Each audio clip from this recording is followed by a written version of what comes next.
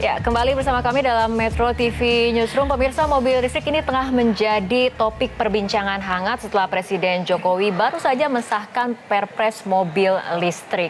Kehadiran mobil listrik diperkirakan akan menjadi sebuah titik awal perubahan dan kemajuan di bidang transportasi dan juga energi bagi Indonesia. Presiden menyatakan adanya pengembangan industri mobil listrik ini memang membutuhkan waktu yang panjang karena harus kemudian mempertimbangkan biaya produksi, daya beli masyarakat, dan untuk memulai industri ini Presiden meminta kepala daerah untuk memberikan insentif bagi pemilik mobil listrik. Sudah saya tanda tangani hari Senin pagi sudah. Iya. Nah, ya kita ingin mendorong agar industri otomotif mau segera merancang, mempersiapkan untuk ya membangun industri listrik industri mobil listrik di Indonesia. Kita tahu 60% dari mobil listrik itu kuncinya ada di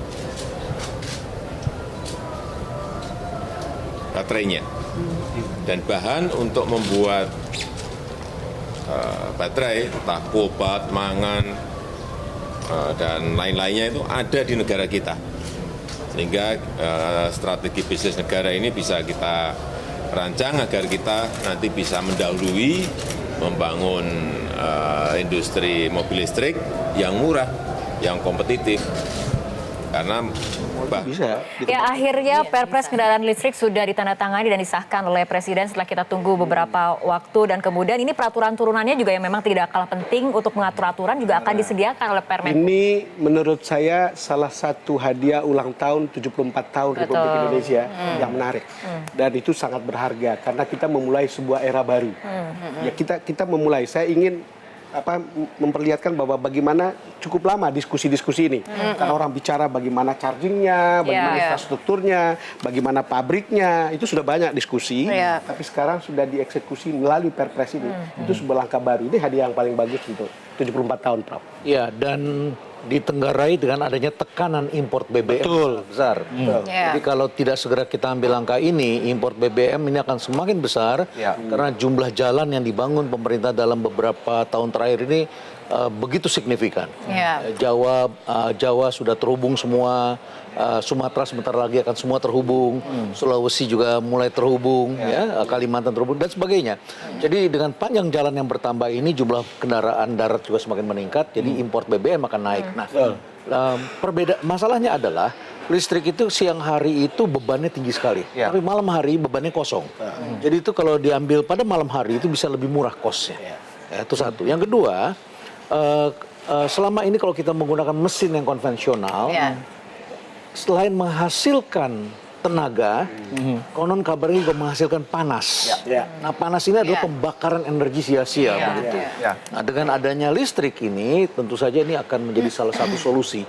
Tapi Prof, ada catatan, masih harus menunggu sebenarnya ya. Ada catatan dari para aktivis lingkungan bahwa menyatakan saat ini dari pembangkit tenaga listrik dari uap, artinya pakai batu bara, ini kontribusinya 22% terhadap polusi gas emisi. Artinya infrastruktur macam apa yang kemudian harus dipersiapkan juga oleh pemerintah agar listrik yang digunakan bukan dari batu bara lagi gitu loh.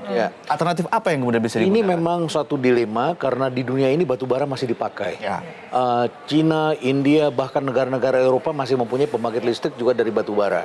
Dan batu bara ini tersedia dalam jumlah yang cukup besar di Indonesia. Nah, tetapi alternatif itu memang harus disiapkan, terutama panas bumi di Indonesia. Panas bumi itu punya potensi, tetapi tidak mudah mencarinya. Juga air gitu ya. Selain mengenai infrastruktur, memang insentif juga harus disediakan oleh pemerintah, baik fiskal ataupun non fiskal, untuk memang menggerakkan industri otomotif dan juga memberikan daya tawar kepada para pengguna agar berkonversi ke kendaraan listrik. Dan bahkannya kalau tidak salah punya pengalaman mengendarai kendaraan listrik. Ada gambarnya. Saya punya pengalaman, saya ada gambarnya. Bisa cerita membuktikan bahwa saya pernah mencoba begitu ya. Tapi yang mobil yang saya coba ini adalah hybrid. hybrid. Jadi dia masih ada mesin bensin, ada mesin yang mesin listriknya begitu. Jadi tahapannya memang seperti itu ya. Kemudian tidak Tahapannya bisa yang 100% akan diperkenalkan di Indonesia yang saya dengar seperti itu, yang model hybrid terlebih dahulu begitu. Nah, untuk mobil jenis ini yang saya sempat coba di Arena Gias kemarin ini, untuk baterainya saja saya dengar ini harganya aja sekitar 200 itu yang juta. menjadi Jadi bisa kendala. dibayangkan begitu. Saya pernah berkunjung ke Jepang. Itu bagaimana listrik itu dihasilkan dari matahari, dari solar cell. Lalu kemudian mobil itu ngecas di sebuah tempat khusus, tapi dari solar cell, dari listrik matahari. Jadi itu di beberapa tempat itu sudah infrastruktur sudah ada Sudah tersedia. Itu juga harus segera Mestinya disediakan. bisa. Itu yang Dulu harus ketika segera diskusi di Bali, disediakan. kalau tidak salah 2 tahun lalu ada Pak Jonan juga bicara. Nanti kemungkinan akan di mall itu akan ada. Iya. Kemudian pom bensin yang ada sekarang. Jadi di mana justru saja. jadi tempat orang ngecas. Iya. Nah, memang kan karena butuh waktu lebih lama, makanya digunakan seperti Prof tadi bilang beban Oke, listrik di baik. malam hari. Itu memang ngomong-ngomong harganya yang tadi boleh saya sampaikan ya, karena saya pengen Berapa tuh, saya Mbak? pengen kasih Masih lihat di atas begitu ya, 1 bahwa ini miliar ya? harga mobil listrik itu luar biasa mahal sekali. 1,2 sampai dengan 1,3 ya.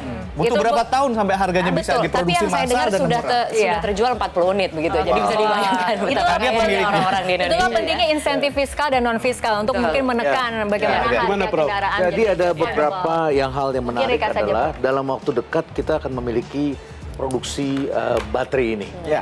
Jadi akan dihasilkan di Morowali itu yang kami dengar. Oke. Sehingga harganya bisa jadi Oke. lebih murah. Dan yang kedua, konsumsi penggunaan kobaltnya pun akan berkurang. Ya, sehingga nanti persentasenya akan bagus sekali. Baik. Kira gitu. Tapi yang pasti kita dukung terus terobosan mengenai mobil listrik. Dan biayanya Iya. untuk menggantikan BBM lebih murah. Jadi yang mahal adalah biaya investasi awal. Jadi perbincangan di The Newsroom kali ini sesuatu yang berubah begitu ya. Kita akan menyongsong sesuatu yang berubah atau Iya. perubahan begitu. Iya.